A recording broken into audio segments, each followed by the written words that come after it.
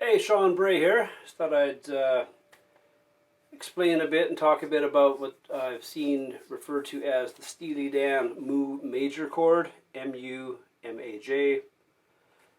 Basically what that means is it's a triad, and you add the second note included into the triad. So you've got root, third, fifth, but you also add the second. So that's not much different than an add to chord. We've got, let's say, A.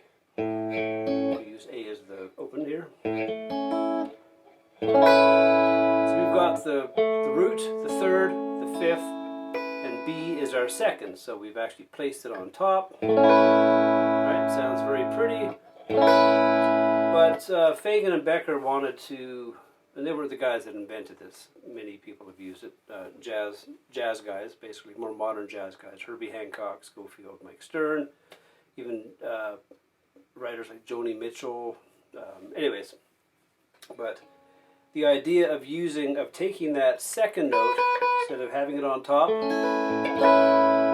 and putting it down the octave, so it's actually right next to the third. So you have this major second interval, a bit of dissonance, but still sounds pretty. So that would be the voicing for that. All right, for root 6, again we've got the B, we have the C sharp. Right, so that's that voicing for root 6. Right. Another voicing for root 6 would be, keeping with A, would be roots. There's root. There's the fifth. We're skipping the fourth string. We're putting the second note on the third string and putting the third note on the second string. So we have this. Right?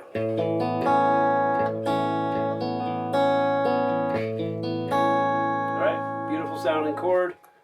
You can also use it as your regular A.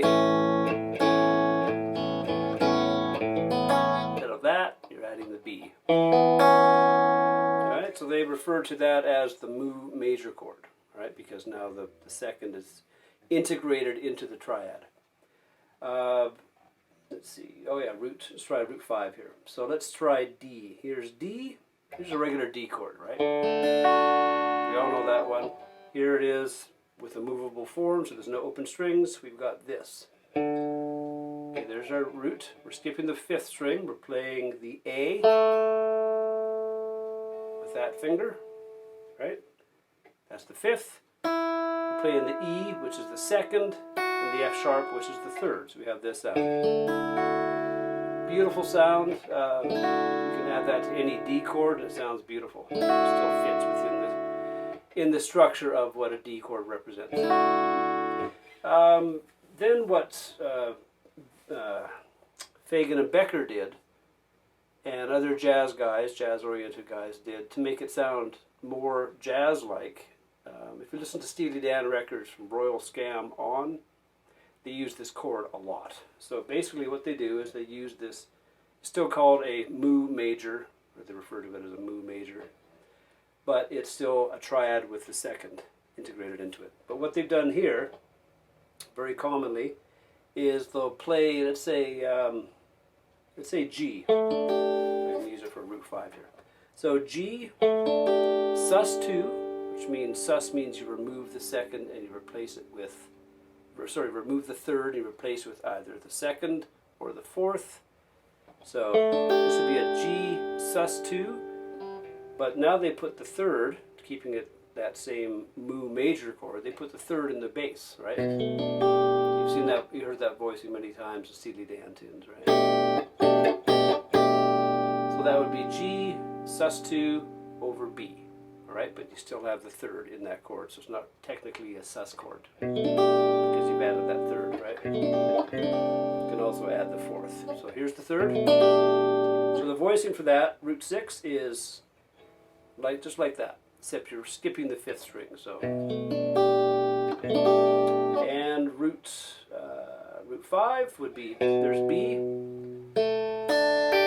So there's the voicing for that. All right, we're skipping the fourth string. Alright, hopefully that helps. These are great chords to add to your just your regular chord vocabulary. And just gives you different voicings to and different sounds and colors to use. Alright, so the Steely Dan Mu Major chord.